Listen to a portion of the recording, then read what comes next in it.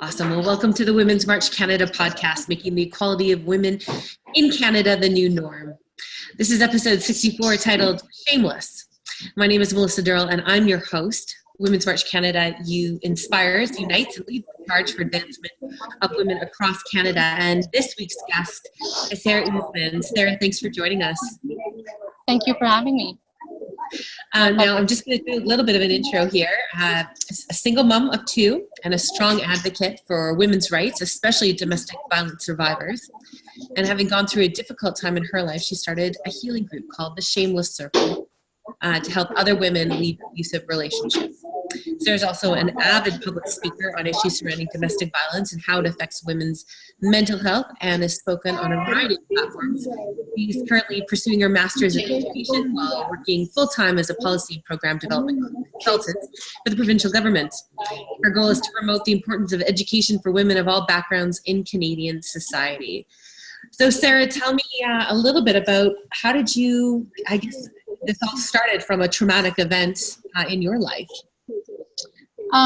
So yes, the healing circle came from my personal experiences. Yes, so I was struggling with going out and talking about my trauma, and I found out that there's still this idea that there's no one's willing to talk about shame and how that shame part affects the woman's decision of doing something that she's entitled to do in any way, shape, or form. Mm-hmm. So I came up with this idea of what happens to women when she does decide to do something that's right for them, but then she faces the dilemma of having to choose between family members or doing something that's right for them, or having to choose between community or doing something that's right for her children. So what happens to women who actually leave an abusive relationship, for instance, and then they're left with no community or no family members, because we still have the stigma around leaving domestic violence issues and situations that it's the women's fault. So I found out that, sorry, go ahead. Yeah, I just wanted to talk a little bit about that, because I think there's been so much work done around, not framing the woman as the victim, but framing the woman in a sense of, really a survivor. And we've been trying to use different language. But I think there's still a long way to go. And I guess that's really what you're talking about. Exactly. There's still a long way to go. I found that no one was willing to accept my part of the story, but at the same time, I was struggling to tell everyone that, hey, I'm the one who's being wronged here, but somehow I was still the bad person. So, and I was shunned by my community members. My family were not supportive at the beginning. And where do I go? I still wanted to do the right thing for myself and my kids. Yeah. So where do I go? And that's what triggered so many mental health issues for me and my children. And on the other hand, the domestic violence issues were still going on.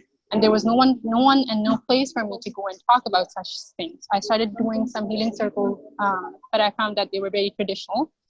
We were not tackling the part of shame that's been brought to a woman when she actually steps out of that house, or she actually breaks down that circle of domestic violence, right?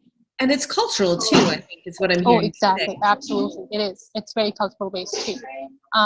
So what happens to you? So there was this gap between a woman doing the right thing and then feeling shamed on doing the right thing. So that's how the idea behind the Shameless Circle came to my mind, that I want to create, instead of just sitting on my couch on Sundays and wanting to just not do anything, I just thought, why can't I do more for myself and my children, and why can't I have a motive of going out of the house on the Sundays and doing something like this for many other women who actually face the same thing.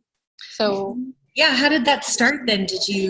How did you connect with other women, like-minded women who really wanted to try something different, right?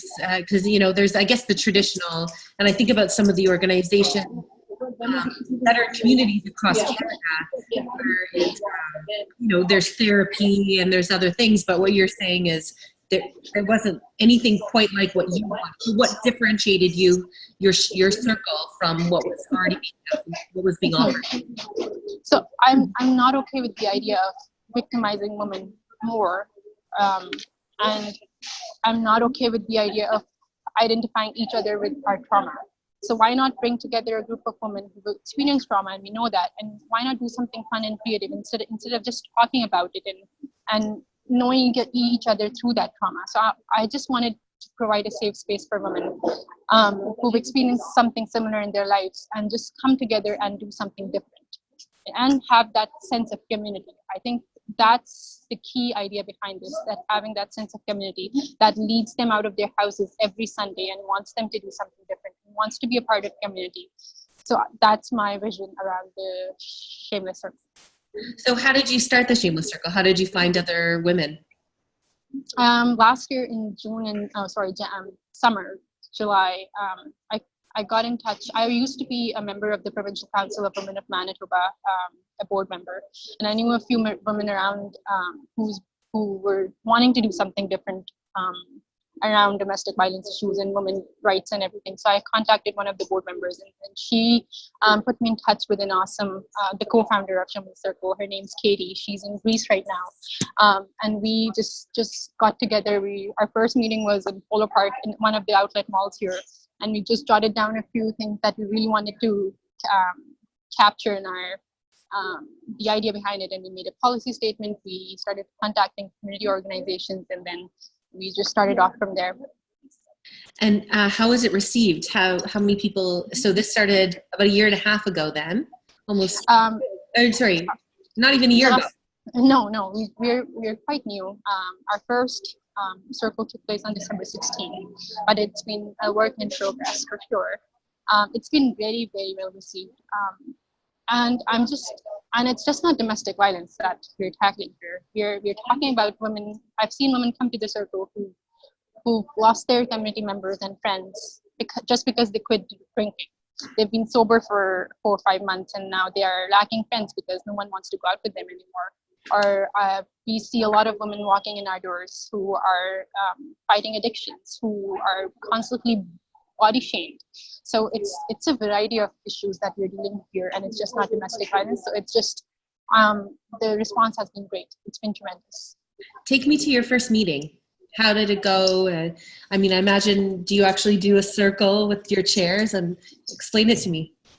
Yes, so anytime that we're not having a special program, we have a circle, we have some roundtable discussions going on, and then I just have some coffee running, and I have a tad bit of off sense of humor, so so we just joke around and talk about how I could help. I often bring my children to the healing circle too, so it's a good eye-opening experience for them too. And then women bring their kids. Our first circle, we had 3 women who attended, and they've been coming to us every Sunday since, and it's been great. That's amazing. So has it grown then from those 3 women to? Yes, absolutely. Anytime we're doing something, so our healing circles sort of have different, I aim to have something different going on every Sunday. For example, in the past, we've had a Zumba class, we've had a self-defense women's class, we're having yoga in the park in April, we're having a free workshop on March 17th. That's about getting unstuck in life, how to move on in life, some career advice. So we're doing something really fun and interactive every Sunday. And anytime we don't have something fun going on, we just meet together, have a snack, have some coffee, and talk about things, and just have that sense of community. So how do you approach the topic of shame with these women and get them to open up, and what can we learn from what you're learning in your circle? I find that it's really hard to talk about shame because once you experience it, it's different talking about it, and then it's different who's experienced it. So you have to be very mindful of how you bring it up. I often ask participants to share as much and how comfortable they are in sharing, because it triggers a lot of emotions too. And unnecessarily they don't have to speak about shame or being shamed at every circle. It's just about having that space that, okay, I'm here, this is a safe space, I'm not going to be judged, I'm here to have a good time, I'm just going to talk about whatever I feel like talking about, and then after 2 hours we pack and then we leave for home, and then we see each other and the next Sunday. Now you're doing some work for the provincial government, which I think is interesting. Is this something that perhaps can be part of, family and children's services ministry or anything like that? Because I know that provincial government funds, domestic violence and such. Is something that you think could become like a policy within a ministry? It can be for sure, but our circle is completely volunteer based, so we're not affiliated with any provincial funding or any organization. This is just a completely volunteer run program, and we are continuously seek organizations and individuals who would be interested in running a program for us. So, and as I just said, we've just started, and this is a huge issue to be tackling onto, because no one wants to talk about being shamed and what else it leads up to. So it's not about the shaming part. It has a lot of other issues attached to it. Yeah, and I mean, one of the things you talked about earlier was mental health, and I love this idea of a Zumba class, right? Just getting up and moving brings joy to not only you and your but to feel comfortable in your body, and I think that's really interesting. How are you measuring or talking to women about their mental health, and are you seeing a change in some of these women? It's been about 3 months. I think it's definitely a positive sign that they're coming back. I think that's key to us being successful at this time. As long as shame and mental health goes, I think what shame does is it creates isolation and it creates depression, and it's not healthy for a woman or anyone who's dealing in an emotional time in their life to be shamed and then push further into that rabbit hole of mental health issues. So how do we tackle that? How can the Shameless Circle provide a safe space for people who already have existing mental health issues, but how can we take them out from isolation? So that's our key goal behind having that platform. I always ask participants to have constant meetings with their therapists and seek counseling.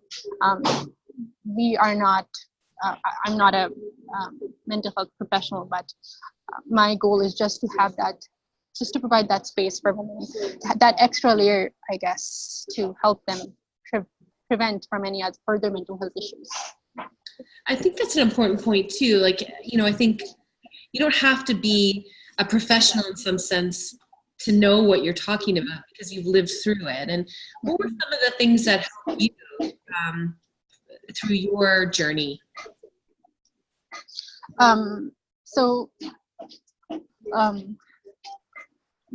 My journey is a bit extreme. My ex-husband broke into my house and he installed cameras and he captured us, and then he threatened that he's going to release those images, and then he made a huge deal with my family that he had images of me having sex with white men. So my issue was directly related to being shamed. Sorry. That's horrible. Yes, it is. So lived experiences definitely help, yes. Yeah. And that's why I was so determined to help other women, because the publication of intimate images is relatively new. Technology is relatively new. And there's so many, and the idea behind the Shameless Circle is actually one of the key things that we really want to tackle is that I want to give women a place or an avenue to talk about such things, because this is not talked about. Women do not come forward when their images are shared. Women do not want to talk about. Families shun them. Communities shun them. And what happens next? They don't want to come out of their houses. I didn't want it to come out of my house for like a month. Yeah. And knowing, I don't know what he's made of those videos. Not knowing what's out there made me scared and traumatized further. Mm-hmm. But he's just been convicted of breaking and entering and committing voyeurism. So that's out of my door. But still, I have to heal, and I have to make sure no other woman goes through the same thing, or at least if God forbids if something happens to them, they have something to talk to or relate to, or have a space to come and talk about that. Now, you're in Winnipeg, that's right? Winnipeg? Yes. Yeah. And I'm like, when I hear your story, how were the police involved? And I mean, was there help there for you? Oh yes, absolutely. police were involved. Everything was taken care Yeah. in a good manner. Yes. And talk to me about the community in Winnipeg. Like, how many domestic calls are there in your city, and are they followed up by police? And Yes, so I was actually just researching this morning around domestic violence incidents per day in Winnipeg. So it's around 45 calls per day for Winnipeg Police Services to be responding. Wow, 45 and it's quite a high number based on our per capita population and in relation to other jurisdictions in Canada. And I believe what's going on in Winnipeg right now? I am not sure. I don't know what's going on, but I'm pretty sure that Winnipeg Police Services respond to every call. And if they can't come, they at least call and make sure that things have settled down. But I think it's under their jurisdiction to respond to domestic violence calls. Mm-hmm. There was a huge McLeans article called Unfounded. I'm not sure if you're familiar with it, but they looked into all the domestic violence cases. It was a reporter, and what they found was they'd investigate them, and some of them they would deem unfounded. They didn't have enough information, and it caused sort of a national question about how we are, I guess, investigating these cases. And one of the things that really came to light was this idea around, we're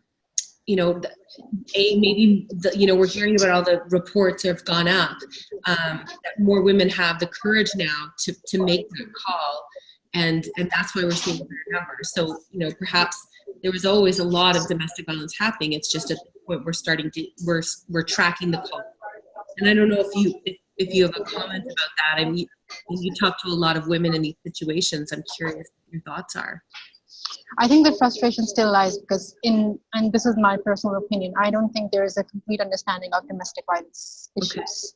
Okay. Domestic violence is taken as one single incident if any time police responds. That's not true. I think domestic violence is a series of issues that actually leads up to that incident that police have been called. But when police comes in, they actually just refers to that incident, and that's not true. That does not give you the entire picture of what's going on behind the scenes. I think there needs to be a better understanding of domestic violence in itself. It's not an isolated incident. There's been a lot going on in the back burner of things that leads up to that incident that a woman or a man calls police regarding the domestic violence incident. Right. Yes, I think women have come forward with are now feel confident enough to reach out to agencies, but still our statistics show that not many people are convicted in domestic related incidents because it's he said, she said. So do we need to do things differently? Do we need to have a different measure in domestic related court cases? Maybe yes. Maybe it's time to look at it differently. I agree. Mm-hmm. How can people from across Canada be listening to this, and they might be interested in starting a Shameless Circle or something along those lines? So do you want to a little bit more of a layout? I mean, it sounds to me like sometimes it's actually a circle, but other times it's events or it's something that occurs. So what does it look like, and how can they start their own? So we meet every Sunday from 1 p.m. to 3 p.m. We're grateful enough for a community organization to give us their space for free. It's in downtown. It's accessible, and our goal is to have something unique going on every week. And sometimes we're not able to do that. So if we're not able to have a unique program going on for women, we just have refreshments and coffee, and we have a traditional set of healing circle going on.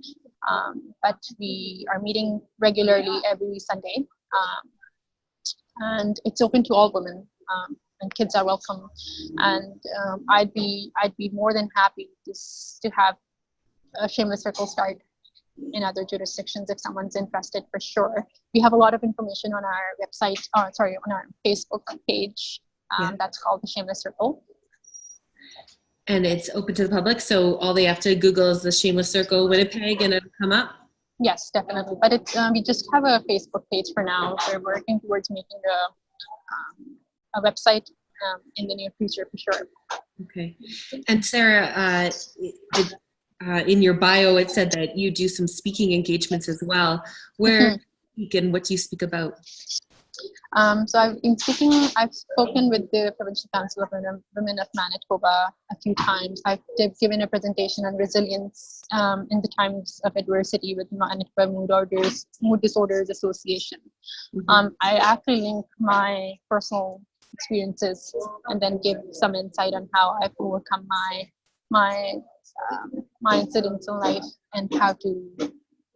I also talk about empowering women and having that cultural lens of issues too, because sometimes culture plays a huge role in how a woman acts or reacts in different situations.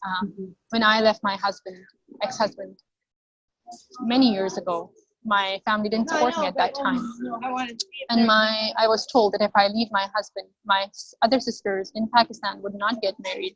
So I had to go back to him just because I didn't want my parents to be shamed of their other daughters not getting married just because I seek divorce from my ex-husband. So, and I got back with him, but then things got worse and I realized I'd made the wrong decision. So then I had to call police one day. So I often talk about my experiences as well. Have you spoken to your parents since, or are you no longer connected with them? Oh yes, I'm not too much with my father, but mother, yes. She's good now. She's come around, yeah. Yes. That's important, isn't it? Absolutely. Yeah. How old are your kids? My son's 11 and my daughter's 7. She's just turning 8. Well, you absolutely did the right thing for them, Sara. You're a true survivor and a hero, if you ask me. Thank you so much. Yeah, thanks for sharing your story. Now, if people want to find you on social media, do you give us your Twitter, Instagram? Yes, absolutely. So my Twitter account is Sara_Penfell. And my Facebook ID is Sara Usman. And then the Shameless Circle is at the Shameless Circle. Amazing. On Facebook. Thank you, Sara. Thanks for joining us today, and I appreciate. Thank you so much for having me. Yeah, it's important to hear these stories because I think too often, it's just statistics, and really what we have to remember is every one of those statistics is a human, and they need our support. So thank you for your courage. Absolutely, and we need to know what's going on the ground level as well when it comes to women's issues, because many a times their decisions made and they're just based on statistics, but there's no need-based programming for women who actually are dealing through such situations. So it's important. And that has to be the final note because you're 100% right. Thank you so much. Thank you so much. Thanks. And thanks for everyone who tuned in to listen to us today. Your comments are welcomed and encouraged. Please subscribe to our Women's March Canada channel and receive updates every time we put a new podcast up. Our mission across Canada is to stand together in solidarity with our partners and children for the protection of our rights, our safety, our health, and our families, recognizing that a vibrant and diverse communities are the strength of our country. This is the Women's March Canada podcast. You can find us on Twitter at Women's March CDA and on our website at womensmarchcanada.com. I'm Melissa Durrell, and I'm wishing you a great day.